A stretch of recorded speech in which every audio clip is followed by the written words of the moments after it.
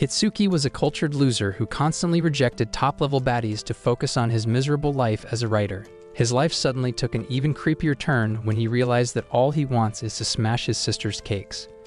This story starts with one of Itsuki's stories about two depraved siblings who would usually wake each other up by exchanging mouth juices and spend the entire day trying to clout cheeks. Fed up with Itsuki's damaged mind, an editor named Toki tossed the script and got pissed at the cultured sociopath for taking so long just to come up with an Alabama love story for PDS. Itsuki claimed there was a lot more to the story, so Toki decided to read through the rest of the script and realized that he barely even mentioned the main character. He then asked why the little sister always had to be up to something freaky, so Itsuki explained the genius behind his depravity and gave Toki a glance into his damaged mind. Hoping for a trace of sanity, Toki asked if there was anything normal about the story, but Itsuki revealed that even the milk prepared by the little sister came from her underdeveloped milkers. Toki immediately went nuts and refused to publish the script, recommending a visit to the psych ward instead of trying to write another story.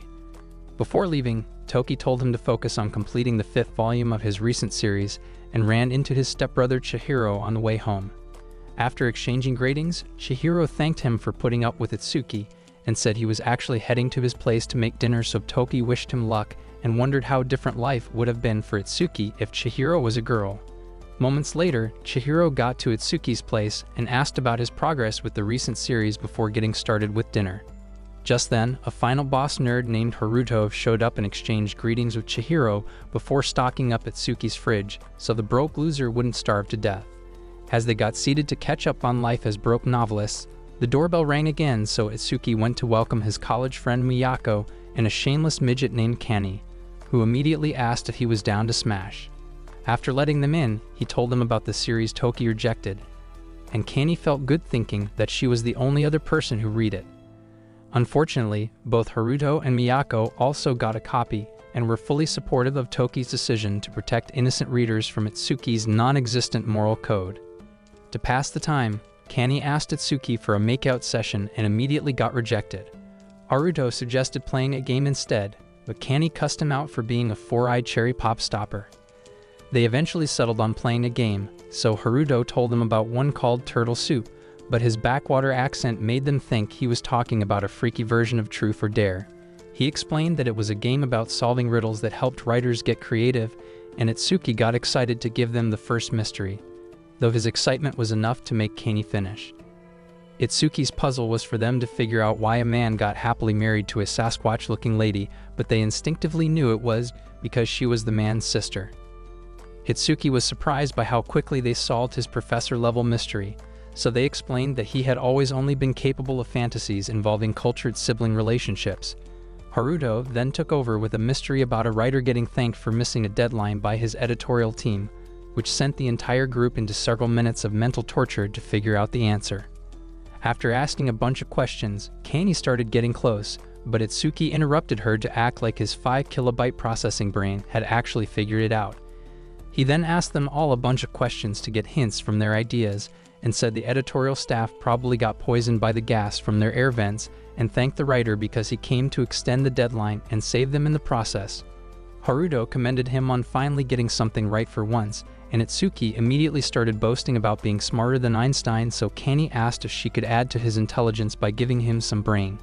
Thankfully, Chihiro saved him by serving dinner, and Haruto warned him of the high alcohol content in the beer he bought. After Miyako complimented Chihiro's cooking, Itsuki told Kani that he would have considered smashing her cheeks if she had enough decency to learn how to cook. Moments later, they had just finished eating. But Kani was still craving dessert and asked Itsuki if she could have his Magnum sausage. Just then, Haruto got a text from his editor and got up to leave, reminding them that his manga was getting an anime adaptation, unlike a certain wannabe who wasted his potential on Alabama series. After he left, Chihiro and Miyako also called it a night and went home, but Kani hung back to try her luck with the depraved loner. As usual, he ignored her pickup lines, so she tried to drink some of the beer, but he tried to stop her since she wasn't ready for it yet and ended up spilling it all over her clothes. Moments later, she was in the shower thinking back on the dark day she found one of Itsuki's books and came out of her depression. She then grabbed one of his shorts for a steamy goon session and tried to charm him again before heading to her hotel. Itsuki saw that she forgot her sweater and thought back to the day she tried to introduce herself at an event and ended up throwing up all over his clothes. She went to his place a day after to give him a copy of her debut series as an apology gift and asked him out, but he asked for some time to think about it. After tweaking out over finally finding someone who liked him despite the obvious red flags, he decided to look through the first few pages of her book, but he couldn't stop reading and finished the story in tears. Days later, Itsuki was in the bathroom playing out one of his fantasies while Miyako was at the door, working on the excuse she was planning to use as a cover-up for her deep desire to spend time with him. Kanny showed up moments later and started ringing the bell, but by then, he was deep in character and could barely hear them over the sound of his femboy voice. After trying to look inside, they realized that the door was unlocked and made their way in, while he finally got to the juiciest part of his fantasy right before Kanny started taking pictures.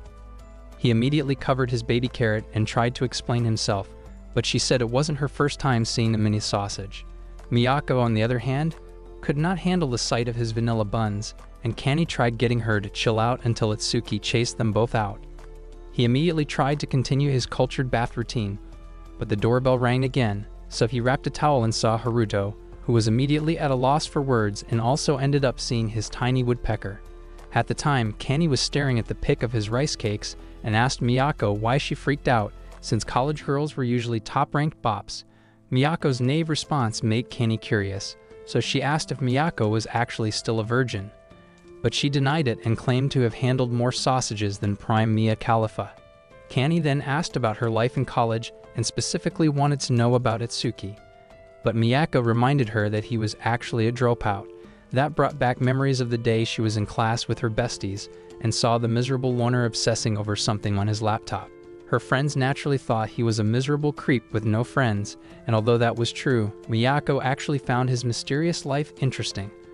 While she continued telling Kanny all about her first experience with him, Haruto had just heard what happened earlier and felt pity for Miyako because she went through the unfortunate experience of seeing his mini sausage. He also got curious about how they even became friends, and that took Itsuki back to the day she approached him to ask what he was always typing on his laptop. After a brief social anxiety attack, he told her about his dreams of succeeding as a writer, and she met him in class later on after reading a copy of his book. She wanted to understand why there was always a cultured sibling love story in every section of the book, but he responded by saying her low IQ points were stopping her from understanding the genius in his writing. Naturally, she got pissed off and asked how a normal person with no mental issues would understand something so psychotic. But he already had the perfect comeback and told her that the exact same book had already been bought by over 100,000 people. He went on to call her a dust-brained bop who was clearly too deluded to appreciate being in his glorious presence, and she responded with a nasty slap that nearly knocked out his teeth. After telling him to stop being so mean, the tears started dropping, and he tried to apologize, but his lack of a social life caused him to use the abusive language he had grown up with. She tried to cuss him out, but their little argument had gotten everyone's attention by then, so they sat down. As Miyako explained how that experience led to the start of their friendship, she suddenly got upset and remembered the night he called to tell her about his decision to drop out. Hearing that made her incredibly upset, so she hung up the phone to deal with her emotions. She continued brooding over the memory of that day until Kanny snapped her out of it to tell her how much she also wanted to have a meaningful relationship with Itsuki. After Miyako promised to help her get close to the sister-loving freak, Kanny suggested spending the rest of the day in her hotel room. Moments later, they got on the elevator to her floor, and Miyako took a trip down memory lane to the first day she met Kanny at Itsuki's place. Once they got to the room, Kanny shut the blinds, and Miyako tried to read through one of her books. But she nearly got a heart attack when she saw Kanny taking off her clothes and thought she was trying to rub lips. Kanny then explained that she was used to working without clothes and immediately hopped on the computer to get started on her latest piece. But somewhere along the line of writing, she took one look at Kanny and remembered walking home together after the first day they met. She stopped to tell Miyako about her feelings for Itsuki, but Miyako didn't understand what she saw in the creepy loner. Kanny then told her about the severe bullying that forced her into a dark depression until Itsuki's books saved her, and the story brought Miyako to tears. So she grabbed Kanny and promised to always be there for her. Later on, Chihiro had just made dinner at Itsuki's place, but Haruto stopped him from eating to get a picture together. Chihiro wanted to know why, so Haruto revealed his plans to build a fan base of girls who are into handsome, sausage-loving writers. After reminding him that he was built like a Twix bar in peak summer heat, Itsuki asked if the picture would affect his social image as well, but Haruto claimed it could also be a good move for him. Itsuki suddenly got heated about how he only wanted readers who loved his work, so Haruto agreed to keep his face cut out. Back in Kanni's room at the time, she had just gotten to a crucial point in the book and asked Miyako for her melons so she could get a feel for the real thing. Miyako asked why she couldn't just use the perfect pair of melons on her chest, but she claimed hers were the perfect size and begged until she reluctantly agreed to it and popped out her massive milk jugs. At the time, Itsuki had taken one too many cups of beer and started rambling about his dream of having the perfect little sister to love. Haruto then told him about his not-so-great little sister to see if that would reduce Itsuki's obsession, but the drunk creep only went off the rails and continued his rant, while Haruto and Chihiro were trying to understand the depth of Itsuki's depravity. Kanni finally finished with Miyako's melons and asked for her vanilla buns next. Moments later, Itsuki started begging for water, but Chihiro had already left by then, so Haruto got him a glass and stayed to make sure he was too drunk to do anything stupid before leaving. On the way home, he kept flashing back to one night 3 years ago when he started his journey as a writer and got an insane amount of hate responses from readers while Itsuki was already a fan favorite. When he got home, his little sister welcomed him with a series of verbal assaults and he tried to clap back, but she kicked him in the liver and kept cussing while storming back to her room. Days later, Miyako complained about the cold at his place, and he confessed to being a cheapskate who would prefer becoming a human popsicle than getting a new heater. Kanni then suggested taking a random trip to Okinawa, and he immediately got up to give Haruto a call about it.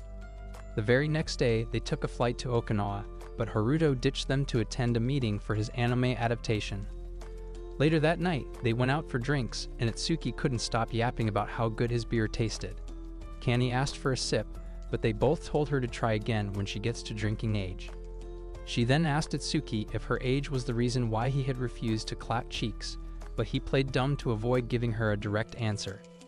After a lot of attempts to get an answer, he kept up the act with ease, since being dumb was already his default setting, so she asked to at least get a taste of the beer.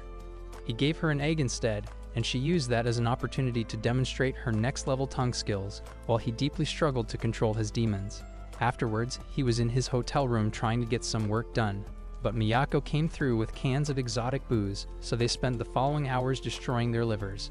At a certain point, she told him that Kanni was out cold in her room and asked if he had ever considered going out with her.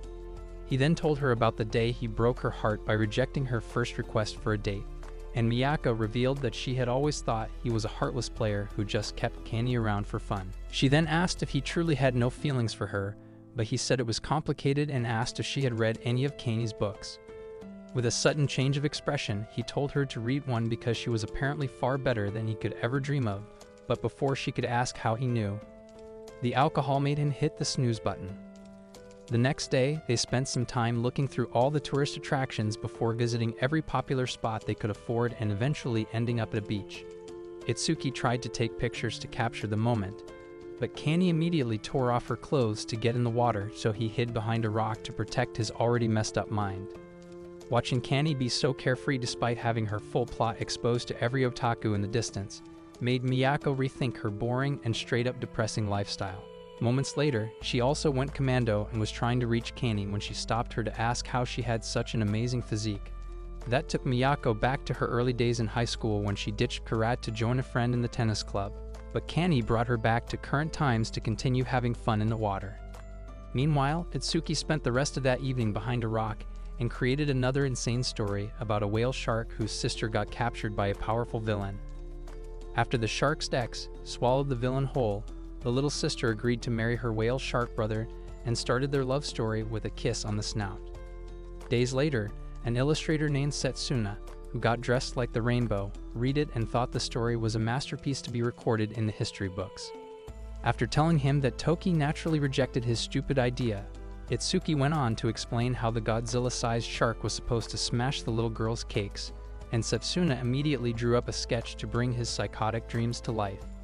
He then told Itsuki that all the fish talk was making him crave some sushi, so they agreed to visit a nearby restaurant but somehow ended up in another city, Hokkaido. After adjusting to the new environment with a local-style ramen bowl, they spent hours fighting the blizzard to find their hotel before Itsuki realized that they had been going the wrong way the entire time. The next day, he looked through the best seafood spots near the hotel, and they spent most of the day stuffing their faces with every shrimp on the menu until their bellies begged for mercy. To round up the trip, they went to one last food spot, and Itsuki reminded Setsuna of the flight time to be sure he was packed up, but he actually wanted to stay for an extra week to check out a festival. He wanted Itsuki to join him, but Mr. Spends-A-Lot knew he was too broke to afford an extra hour in the city, so he went to the airport to catch the next flight while Setsuna went to cancel his return ticket. Just then, Toki called, and he immediately told him not to bother expecting the new series anytime soon, but Toki was actually looking for Setsuna because he was about to miss the deadline for an illustration. After threatening to skin the rainbow-colored nutjob, he'd heard the flight announcement and tried to ask Itsuki why he was in Hokkaido, but he hung up the phone. Moments later, he boarded the flight home and kept looking through the pictures he took on the trips, while also thinking about the conversation he had with Setsuna about the latest series.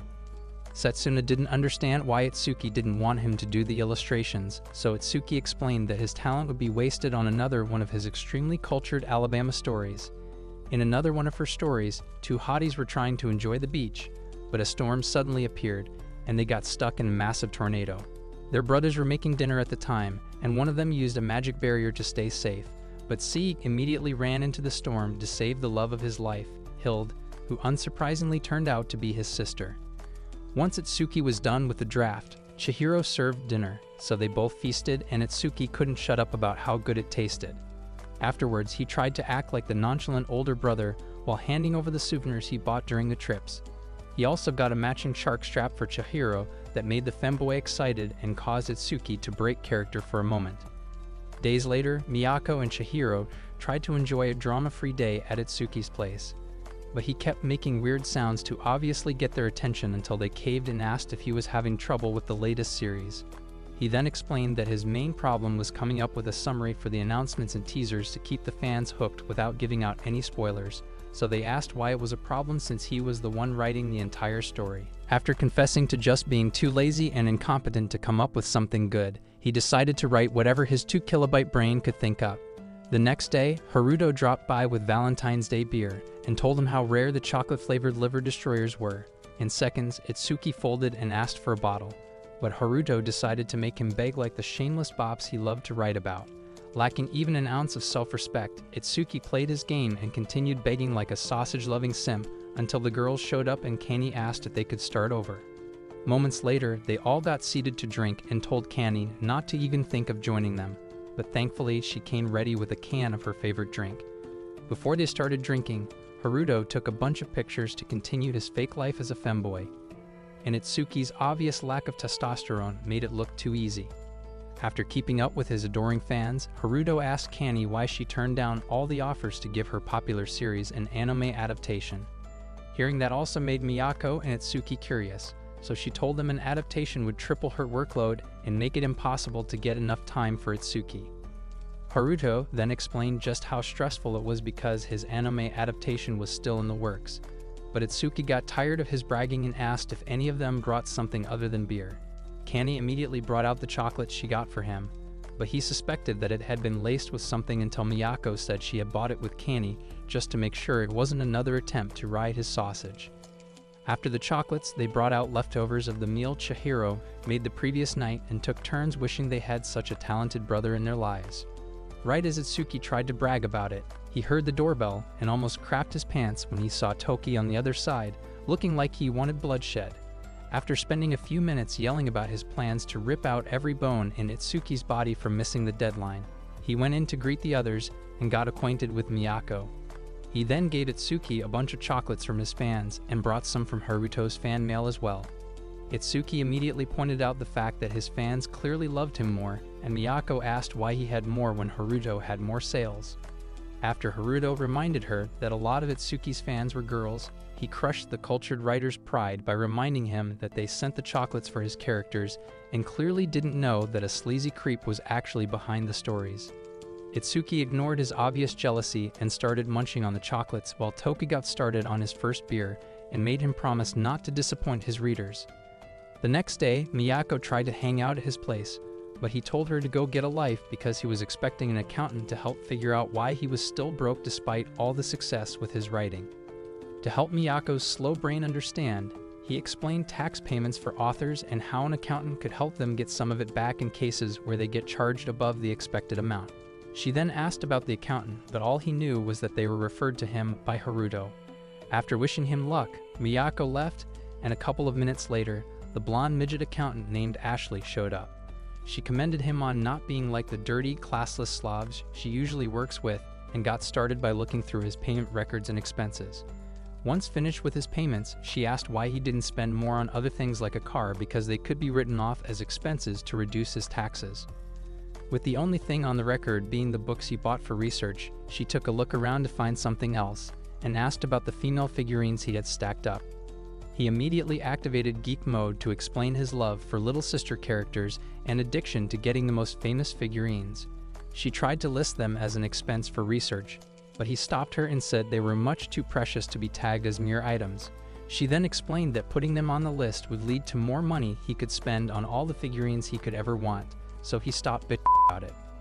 Next up were his games, and she made him explain every cultured little detail, like a closet creep before logging into his computer to track his subscriptions. As expected, he had premium payments to the hub and a couple of cultured gaming sites. Unlike the other items, she couldn't easily write them off and suggested slowing down on his corn research, but he claimed such an act would reduce his creativity and affect the characters of his books. After a lot of arguments over it, she decided to come up with something and eventually left when he got tired of explaining everything about his poor life choices. The next day, he asked Haruto why the referral didn't come with a heads-up explaining what he was going to be put through, but Haruto said it was nothing a writer shouldn't be able to handle. Just then, someone rang the doorbell, and Itsuki smirked like an evil villain about to end his arch-nemesis before bringing in Ashley, who immediately terrified Haruto. He got composed enough to greet her, so Itsuki joined him to ask about the trauma he had endured, but Haruto said it was the exact same thing he went through.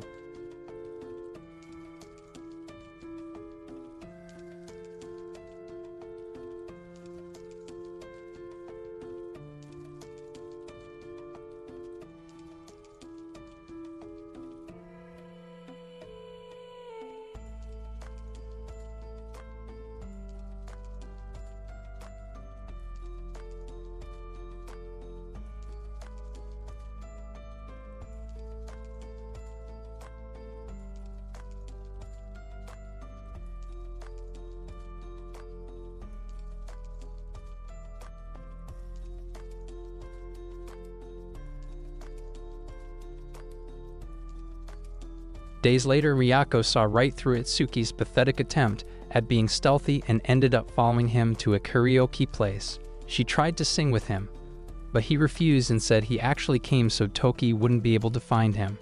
Right after he explained how much danger he was in for being so close to the deadline, Toki nearly gave them both a heart attack.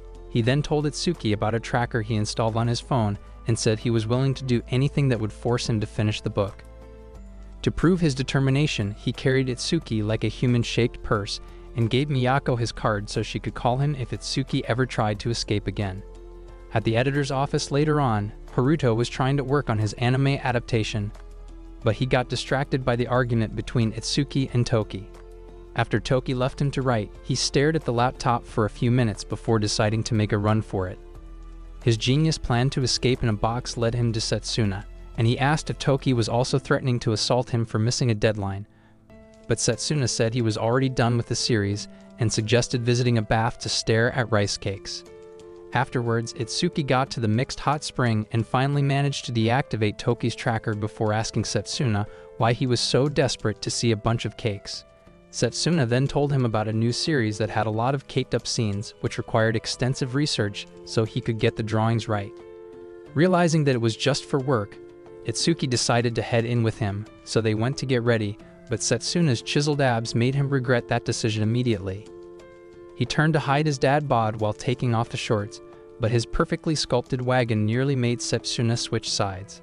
They both then prepared for a sight that would forever be burned into their minds, but after opening the doors, Itsuki saw that the chicks were actually senior citizens who looked like they paid the Grim Reaper for an extra couple of days on Earth. Setsuna got in and chopped it up with them like a true gentleman, but Itsuki was too traumatized to move a muscle until they started calling out to him. He still couldn't move, so they got out with their expired melons and surrounded him to force him in. Later on, he found a separate bath and tried to wash away the trauma, but Toki found him again and said he also placed a homing device in his clothes earlier on. This time, he tossed Itsuki into a solitary confinement unit used to force other lazy writers into writing their stories, and Itsuki desperately begged to be released. After threatening to end him if he actually misses the deadline, Toki showed him the container that would serve as a bathroom and left. Itsuki immediately broke down and thought he had finally hit rock bottom, but he eventually decided to make it out by doing his job.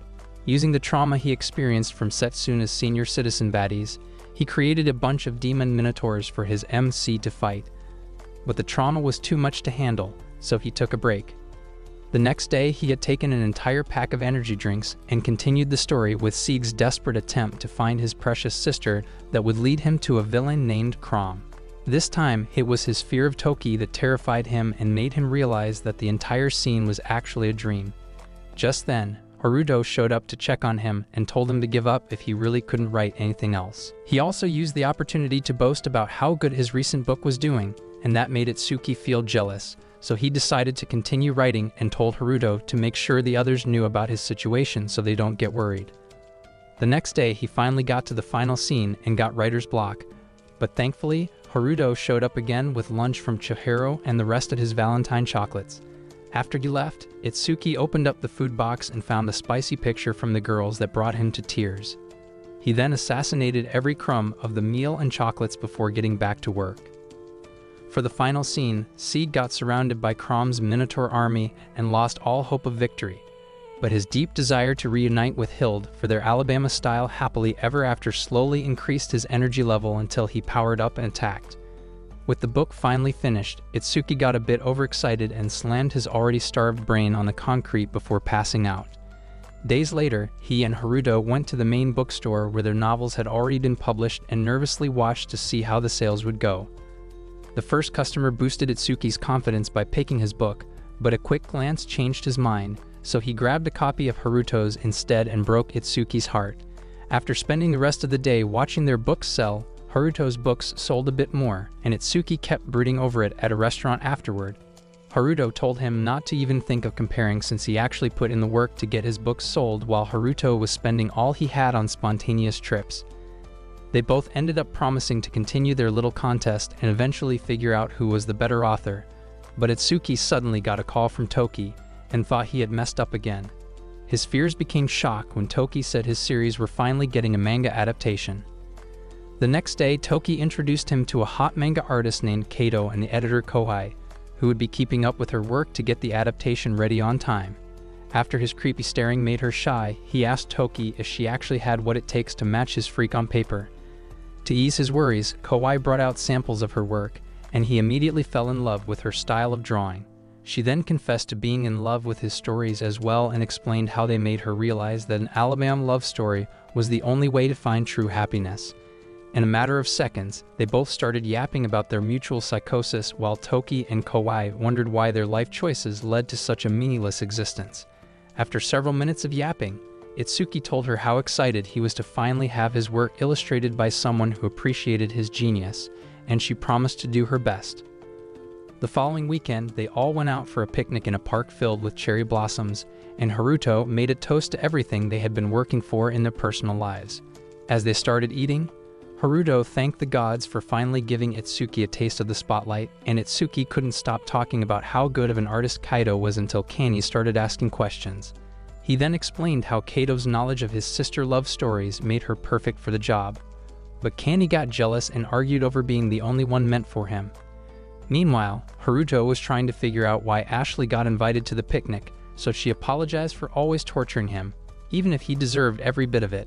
She also couldn't get over how good the food tasted and asked for the restaurant they ordered it from, but Chihiro quickly took credit for another one of his culinary masterpieces, and she suggested coming to work for her as a part-time chef. Toki, on the other hand, was excited to finally have a drink after spending the last 2 nights in the office, and Miyako asked if he was okay with having such a hectic work life, but he said it was all worth it to produce cultured stories that should definitely be banned from the general public. He then remembered why he had such a busy work life and yelled at Itsuki for being a lazy, dumpster-faced creep. But Itsuki had grown tired of his verbal assaults and squared up. Later on, Setsuna dropped by his place to check on him, but he was in Kanie's thighs, mumbling like an overwhelmed infant, while Chihiro decided to go get some supplies from his place. Moments later, he walked past Setsuna, who got wide-eyed when he saw that Chihiro had a divine pair of rice cakes and immediately begged him for a peek. Thinking the rainbow-colored lunatic had gone insane, Chihiro took off running. But Setsuna chased after him and managed to pull his pants down for a closer look at his vanilla buns. He was just about to take off his weird choice in underwear when Chihiro fractured his skull and walked off. Later on, they all started packing up, and Ashley said something about hoping they would get to have another picnic date in the future, but Haruto didn't like how ominous she made it sound. Itsuki, on the other hand, was absolutely sure of his successful future because of his psychotic level of self-confidence. The next night, they were all at Itsuki's place to watch the first episode of Haruto's anime, but Chihiro had other plans and promised to watch it at home. Haruto then asked Itsuki if he was down to trade siblings, but even the depraved sister-lover knew that his little sister was a beast in human skin. Haruto tried to defend her, but then he remembered the series of insults he endured earlier that day when he told her about his plans. He then suggested playing a card game to pass the time and decided to let whoever had the best school life experience start the first round. Itsuki was a friendless loner the entire time, while Kani spent most of her school days dodging bullies, and even Haruto experienced trauma in college, so Miyako got them started. Her first problem was to find a solution to forgetting her bathing suit, so she played a card to change into gym wear instead, but Coach Itsuki refused to let her train. Kani then suggested playing soccer in the pool with her plot cannons, but they also rejected the idea and gave Miyako the first L of the game. Itsuki was up next with a problem to explain why he accidentally called his teacher Mum, and they all thought it would be a nice, easy fix, but he suddenly told them about losing his mum in middle school and ruined the mood. Realizing what he did, he came up with a different answer, and they all made him think it was right so he wouldn't try to guilt-trip them again. For Haruto's problem, he had to fix a nasty case of bedhead and came up with the brilliant idea to balance a fishbowl on his head while playing the guitar so no one would notice. Despite the fact that his solution sounded like a crack addict's dream life, they decided to let him have the win since his fragile mental health needed it. For Kani's challenge, she had to fix a broken window at school, but things quickly took a dark turn when she started explaining an extremely disturbing plan to destroy the entire school and everyone in it for turning a blind eye to her suffering. After Itsuki smacked the demons out of her skull, he was the only one who thought she deserved a win because her struggles were a good excuse for low-key planning to become a serial assassinator. Kani loved him even more for the support and pounced to offer her cakes as a reward, but he rejected her again. Moments later, Miyako packed up the cards because Haruto's anime was minutes away from starting, but he started getting nervous, so they asked if he had not seen it already. After he explained that he kept his original copy aside to watch it live with them, they waited until it started playing, and the comments from excited readers who had been eagerly waiting started pouring in. Itsuki got excited to read all their comments while watching it, but that all changed when the viewers started complaining about it being a cliché piece of trash. His initial excitement slowly turned to sadness, and he barely even watched the last few minutes, so Itsuki and the girls watched the rest and turned it off to check on him. After saying he actually expected the adaptation to fail because of all the last-minute meetings he had to attend, he tried to drink the pain away. To make him feel better, Itsuki reminded him of their original dream to simply become successful writers, and it seemed to work because Haruto claimed to not really be bothered by all his fans suddenly hating his best work.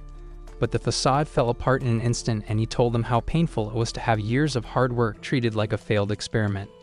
Just then, Miyako started bawling her eyes out, so they asked why she was upset since she wasn't even a writer, and she said it was because she could understand the pain of having your work disregarded.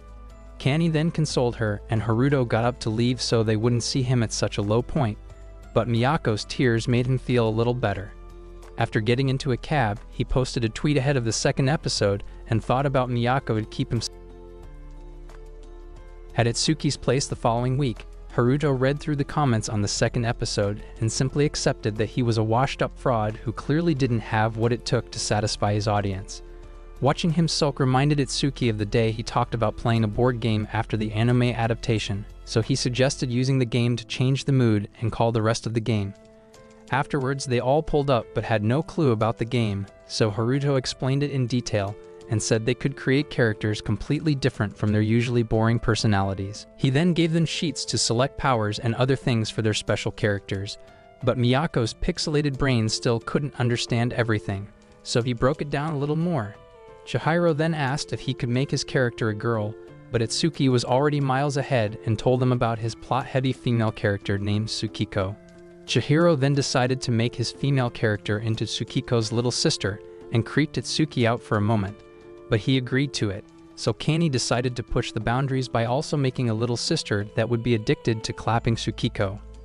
After they all tried getting her to change it and failed, Miyako decided to make her character the oldest to keep Kani in line, but Itsuki wasn't comfortable with the idea of becoming a little sister. He took a moment to think about how it would affect his creepy dreams and ultimately agreed to it, so Haruto introduced the storyline before telling them to introduce their characters. While Miyako gave her character the same name with an ability to use magic and shoot coins, Tsukiko could generate any weapon she had seen. And Chihiro's character, Sen, was a skilled thief with magic nullification powers.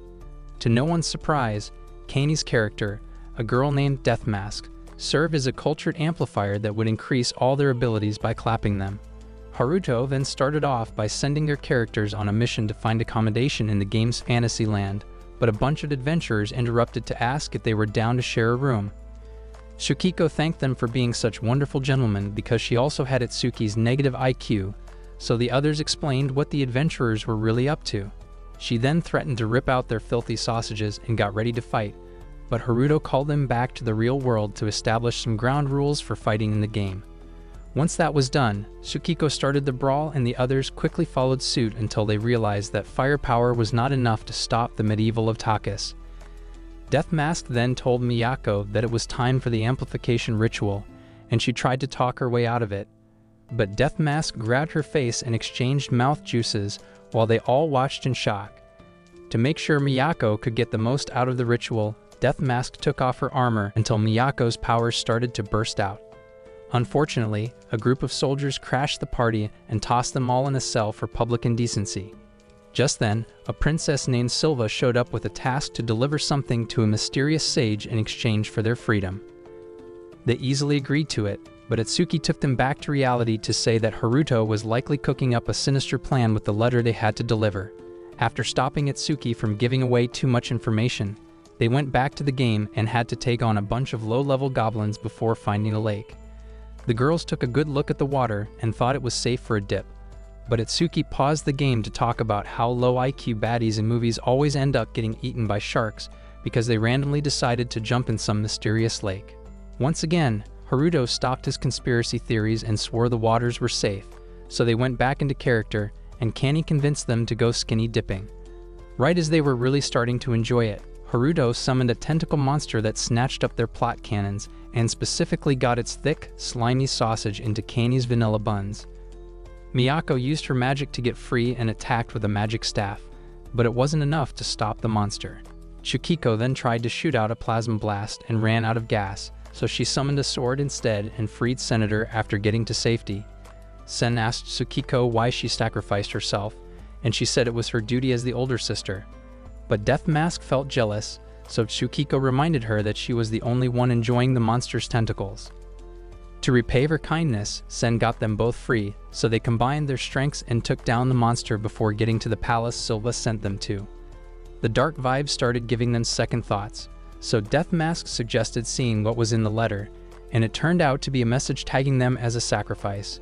As revenge for the setup, they decided to burn the place down, but that required Miyako's full power, so Deathmask started another ritual of live juices to boost her energy before blowing up the entire castle. They also confronted Silva about it, and she tried to attack them, but Sen canceled out her magic, and Tsukiko replicated the lake monster's tentacles to violate her plot. The next day, they strung her up for everyone to see and got rewards from the kingdom before Haruto pulled the plug on the game. After talking about how fun it was, they all left while Haruto hung back to thank Itsuki because he knew the entire thing was just to make him feel better. He then told Itsuki about his passion to create things that people would enjoy and said he wouldn't give up just because of his first big fail. Moments later, he was still sipping the beer and saw what Miyako wrote on her character's personality, which then pushed him to ask Itsuki if she had a boyfriend. Itsuki immediately knew he was down bad for her cakes and wanted to know more, so Haruto said he had been struggling with his feelings for her and finally felt ready to make a move if she was single. Itsuki then said he didn't know a lot about her personal life and sent her a text asking if she had a boyfriend, right as she was about to wax her milkers. Miyako got shocked and thought he was asking for himself, so she replied no and asked why, but he told her not to worry about it and left her a lot more confused than she initially was. Meanwhile, Haruto was excited to start making plans to ask her out, and Itsuki asked why he was so hyped up to do it. He then reminded Itsuki of his recent failures and said dating her would help him escape depression. Afterwards, Itsuki was brainstorming ideas to help Haruto out, but Kani interrupted to tell him about a surprise party she was planning for Miyako's birthday. Realizing that it would be the perfect opportunity to set something up, he told her to do it at his place, so she thanked him and asked for gift ideas, since his expertise as a cultured rom-com writer should have given him an idea of gifts girls would like. He then admitted to being a complete novice on the subject because the girls in his story were all shameless bops who would happily accept turd from the MC as a birthday gift. For some reason, their conversation shifted to Kani admitting to being his very own shameless bop and his failed attempts to teach her self-respect. Several minutes later, he realized that Kani was serious about getting something special for Miyako and asked why, so she told him just how deep her love for Miyako truly was. That only made his curiosity increase, so she went deeper and explained how Miyako's constant support made her feel like she finally had a big sister. The fact that Kani was starting to feel like a little sister spiked his dopamine receptors, but he played it cool and kept searching for gift ideas. He then asked Kani if Miyako had a favorite writer so he could try getting her an autograph, but Kani had no idea and decided to send her a text about it. She regretted it when Miyako said her favorite writer was actually Itsuki, and he teased her for being jealous before signing the autograph. Days later, they managed to pull off the surprise for Miyako's birthday, and she thanked Kani for setting it up before heading inside, and also thanking Chihiro for the buffet he cooked up. After a lot of birthday activities, Kani gave her an envelope with a flash drive containing a novel she wrote with Miyako as the main character. Itsuki desperately wanted to read it, but Kani said it was for Miyako's eyes only, so they went back to drinking. At one point, she asked Miyako how it felt to be in her 20s, and she said it felt weird because all the issues from her younger years were still a thing and her IQ points had not gone up. The boys also admitted to not having the mental growth spurt they expected, but Miyako said that they had already achieved independence while she was still trying to get out of being broke and lonely. Kani then said the lonely part shouldn't be a problem since she once claimed to have an endless supply of boys, but Miyako said she was still a hopeless virgin and lied about it back then to make herself look mature. She expected Kani to hate her for lying, but Kani said it didn't matter because she would always love and respect her for being so supportive. Hearing that made Miyako emotional, so she hugged her, and they both spent a few minutes trying to decide if kissing each other was a sign of growth in their friendship or a mental health issue. Later that night, Miyako got back home and slotted in the chip containing Kani's novel before getting sucked into her fantasy story that had a very intense love scene with a character weirdly similar to Itsuki. Miyako tried to stop herself from reading the rest of it, but she eventually gave in and spent the rest of the night gooning. The next morning, she thought about the conversation they had about being mature and hoped she wouldn't end up being a lonely Karen with cats and an endless supply of vibrators. Later on, Haruto was at Itsuki's place working, and used that as an opportunity to remind him of the promise he made to help with Miyako. After saying he had already forgotten about Haruto's attempt to escape loneliness, Itsuki suggested taking her to an amusement park. But Haruto said he wasn't ready for a solo date with her, so Itsuki reluctantly decided to get Kani involved for a double date. That weekend, the size of people at the park almost made Itsuki throw up, but Kani was weirdly excited, which confused them until she said it was her first time in a park. Miyako then suggested letting her pick their first ride, and they all agreed, but after reading the details moments later, Itsuki nearly soiled his pants and told them about a much safer option. Kani tried to make fun of him for clearly lacking balls, but he didn't care and said he was a little boy the last time he went on a thrill ride. After a lot of persuasion, he eventually got on the ride and thought it would be the end of him, but after it he got pumped to try the even scarier ones. Haruto and Miyako, on the other hand, were already regretting the entire thing and suggested taking things down a notch, so they spent most of the day trying out the usual rides and other games. On the way to try out a new one, Miyako kept staring at Kani and Itsuki until Haruto asked if she was okay. She then claimed to be tired, so he took her aside to grab a seat and got drinks before asking about her usual routine. After telling him that she usually hung out with her friends or went shopping, she asked for his usual routine as well, and it was mostly just reading books and being a master introvert. For some reason, she apparently thought he was an outside person, so he explained how chronically introverted he was before Itsuki and Kani got back to ask if they were down to try the first ride again. They both turned down the offer, so Kani dragged Itsuki along, and Haruto tried to continue the conversation with Miyako, but the expression she had while watching the lovebird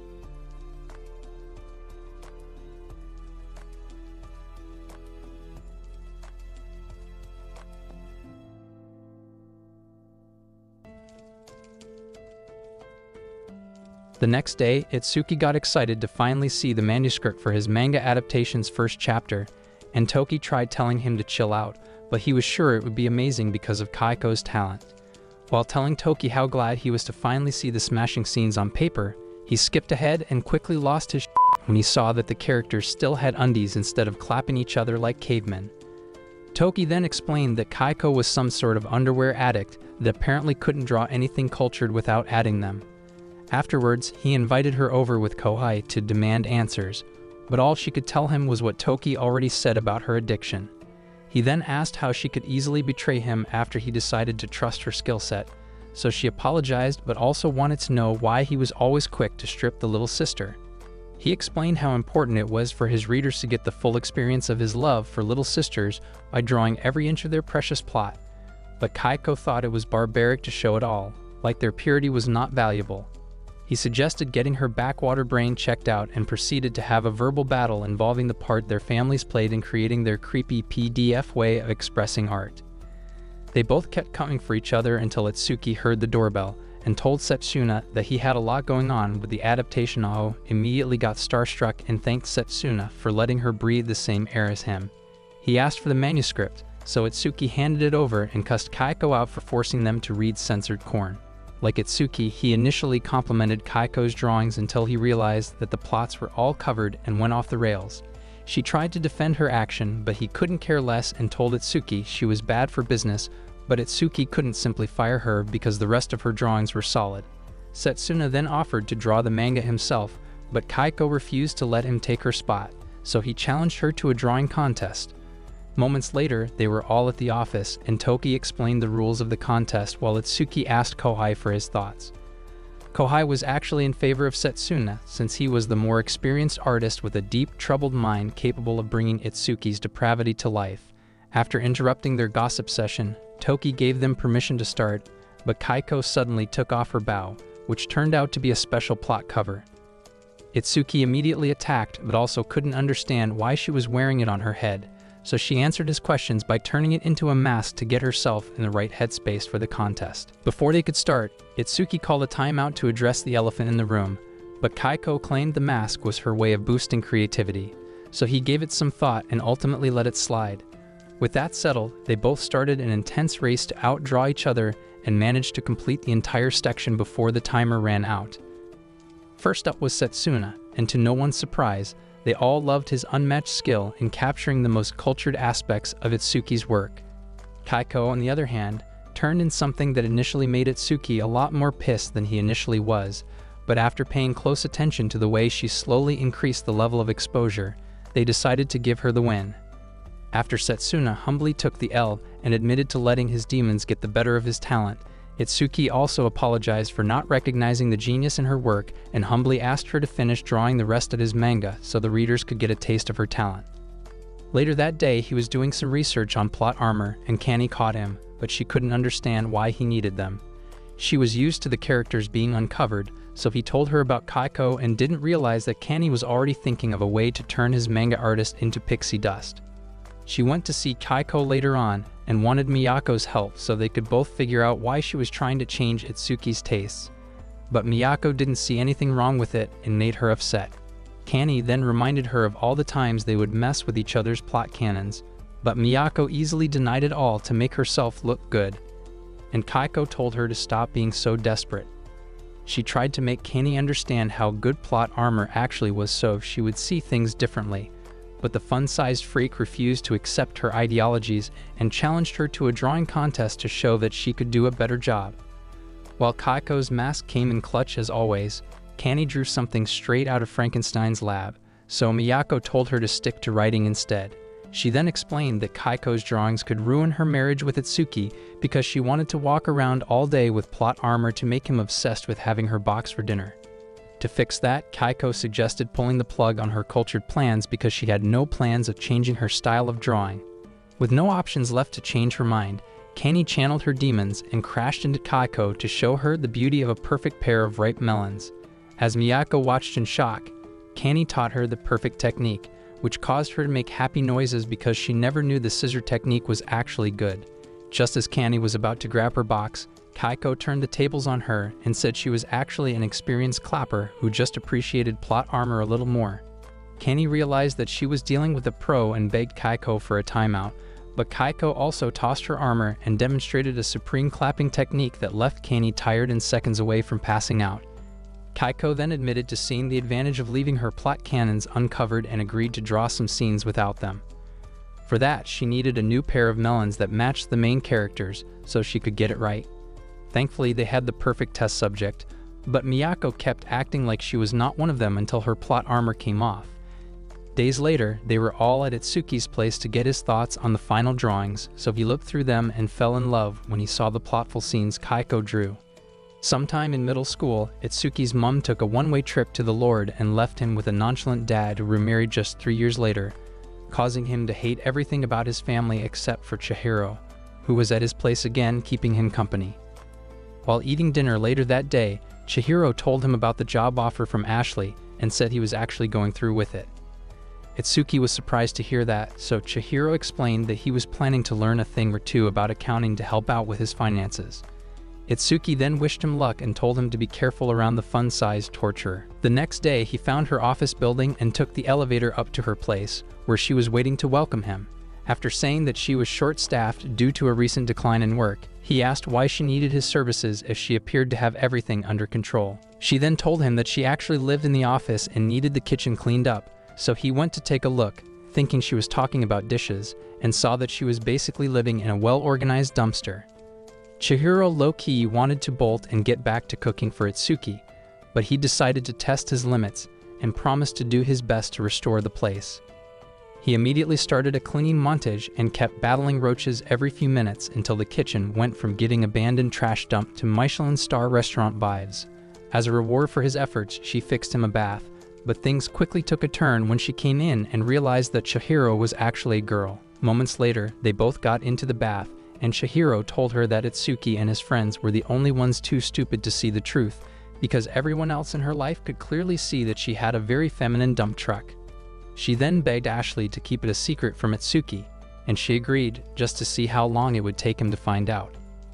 The next day started with another one of Itsuki's Alabama love stories, but this time, the character's little sister was an ugly slime monster too hideous to be properly animated.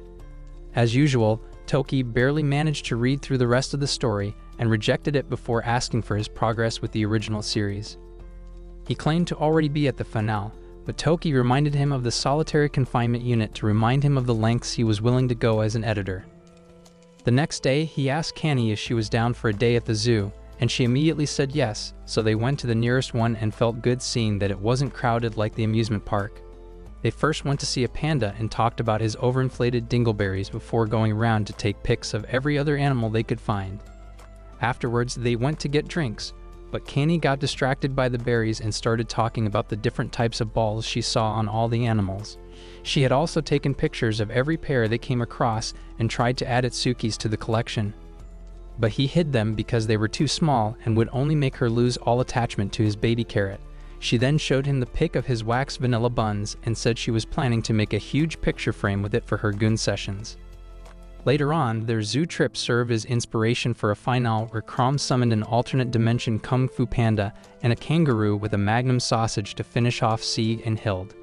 The new storyline started to sound like a dream fueled by meth, So he thought about another source of inspiration and decided to visit the aquarium again, and Chihiro also liked the aquarium, so he suggested going together. On the way there, she told him it was their first time going out together, and that took him back to the year they first became family. He didn't want anything to do with them and eventually moved out, but that was when his relationship with Chihiro started getting better. On the train ride, he noticed the weird expression on her face and asked about it, but she said it was nothing and spent the rest of that evening obsessing over all the different types of marine life and dishes she could make with them. On the way back to the station, Itsuki teased her for getting so excited, and she said it was because he had never taken her out before, so he promised to make it a regular thing before they got to the station. Once there, they heard an announcement about an accident that got all the rides for that evening canceled, so Itsuki suggested taking a cab together.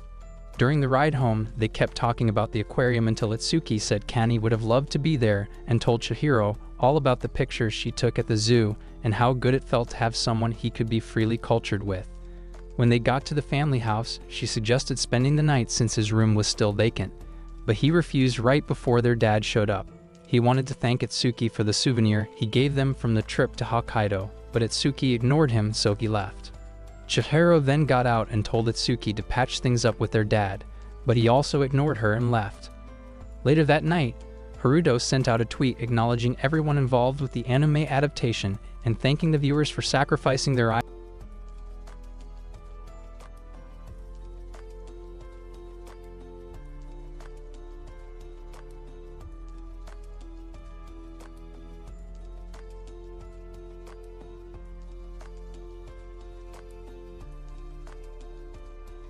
A couple of days later, Miyako went to Itsuki's place and found him looking like the last survivor of a zombie apocalypse. After begging her to get his manuscript to Toki, he passed out, so she went straight to the editor's office, where she explained what happened to Yamagata. She then took Miyako inside to see Toki, who was deep in hellish nightmare about Itsuki, and told her to leave the manuscript on his desk.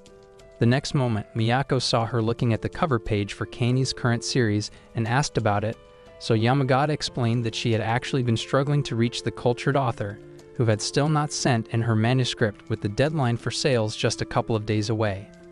Miyako offered to help her find Kani and sent her a text asking her to come over, to which Kani replied almost immediately.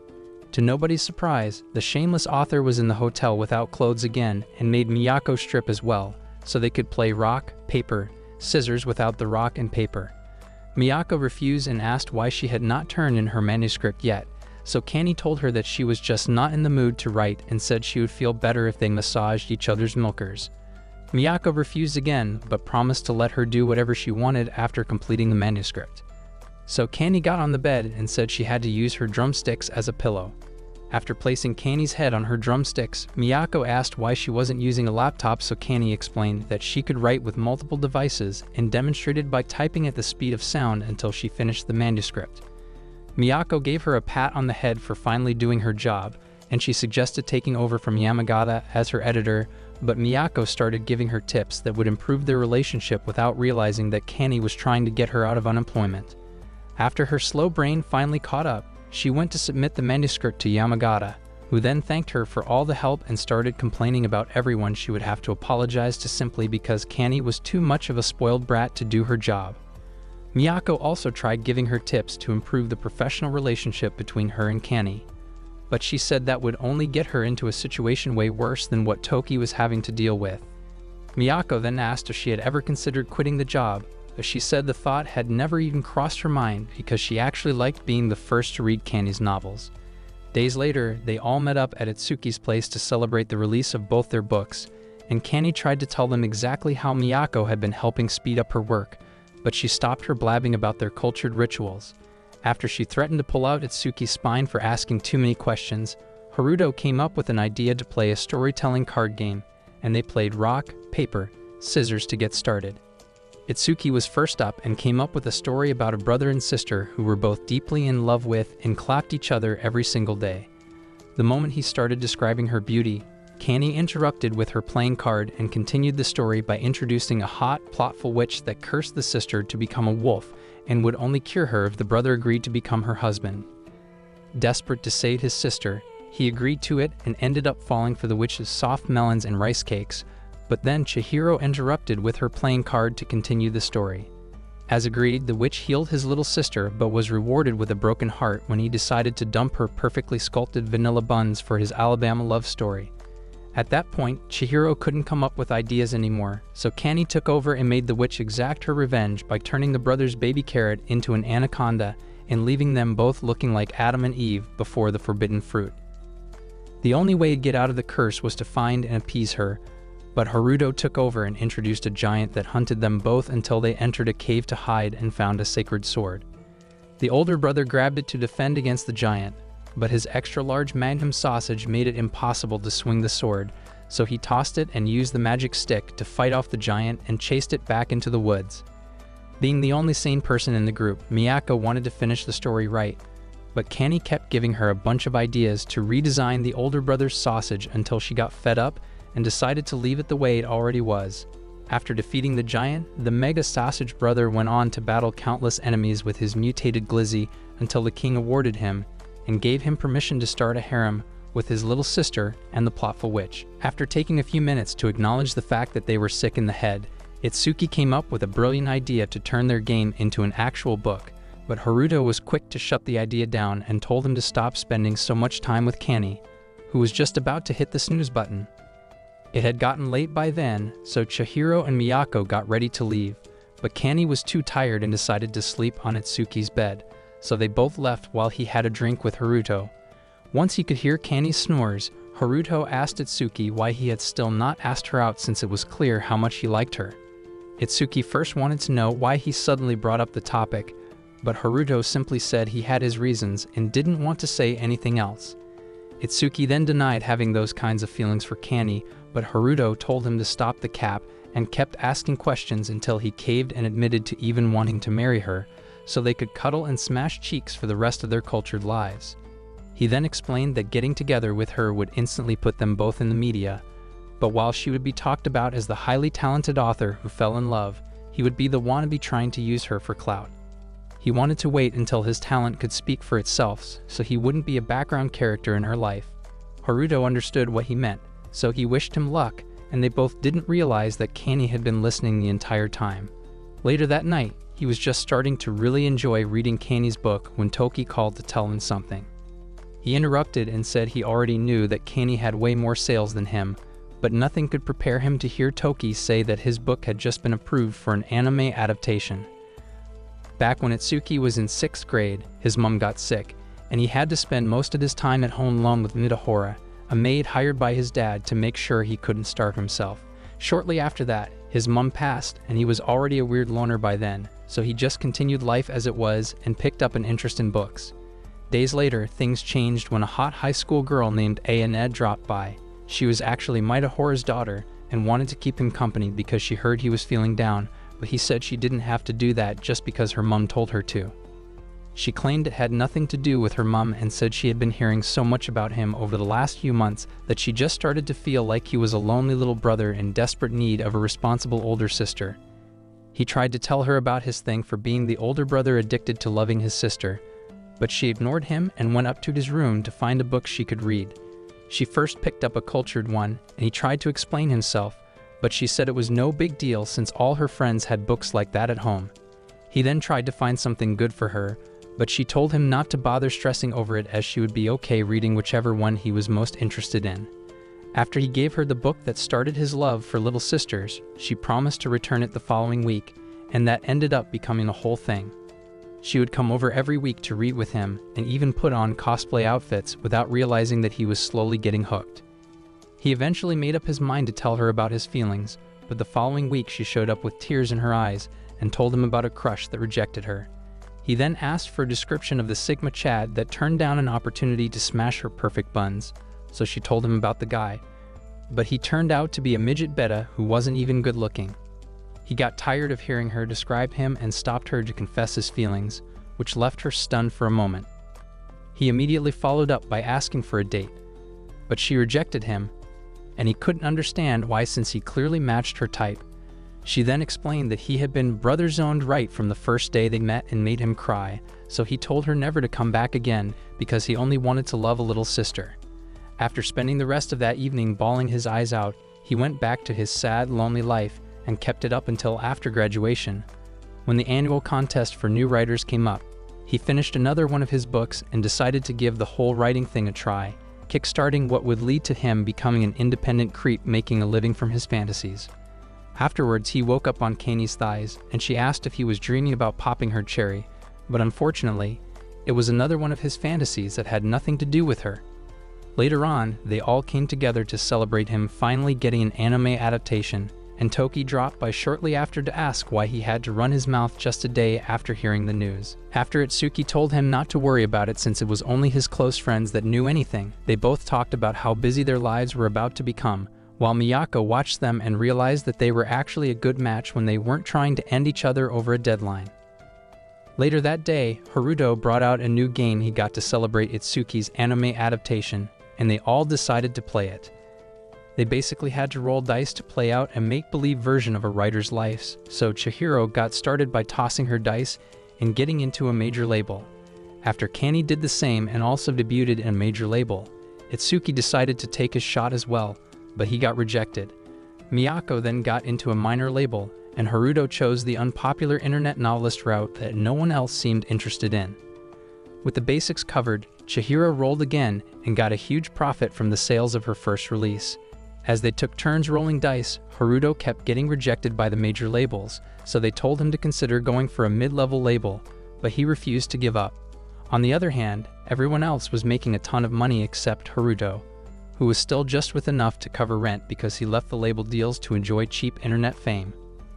At a certain point, Kani missed a deadline, and it came with a serious drawback on her career, which confused her. Toki then woke up and explained that missing deadlines in major labels was a recipe for disaster in a writer's career. Hearing that, Itsuki dropped his dreams of getting into one, and Haruto finally got a deal that changed his life. As the game progressed, they all eventually got a lot of money on certain occasions, but it also came with a lot of struggle and screw-ups that ultimately made their make-believe life as writers seem a lot less fun. At the end of the game, they realized that becoming a writer wasn't all rainbows and sunshine, but Itsuki still chose to continue fighting for his dreams because it was fun, and Kani promised to stick with him through it all. Afterwards, they all left Itsuki's place, and Toki wished them a good night's rest before leaving, but Miyako followed him to ask about life as an editor, so he offered her a part-time job at the office. Shortly after that, Kani was back in her hotel soaking up her plot with the AC and thought about what Itsuki said the other night. The next day, Haruto went to the bookstore and heard some fans gushing over how good his books were despite the adaptation flop, so he decided to keep pushing for success. Meanwhile, Itsuki was back at his place thinking about the call with Toki on the night the adaptation became official. Toki told him it was because someone else's adaptation fell through, but Itsuki didn't care and promised to do his best. While he got started on what could potentially change the course of his life, Chihiro was in the bath and finally made up her mind to tell him the truth.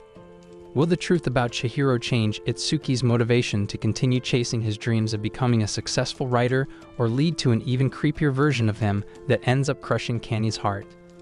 That is it for this video. Leave a thumbs up if you liked it and subscribe to the channel for similar content. And as always, thanks for watching.